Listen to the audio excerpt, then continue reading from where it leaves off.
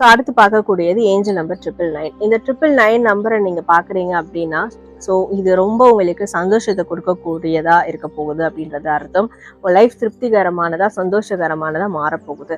ஆனால் அதற்கு ஒரு விஷயம் நீங்கள் செய்யணும். எந்த ஒரு சந்தோஷம் ஒரு சக்ஸஸும் எஃபர்ட் இல்லாமல் வராது.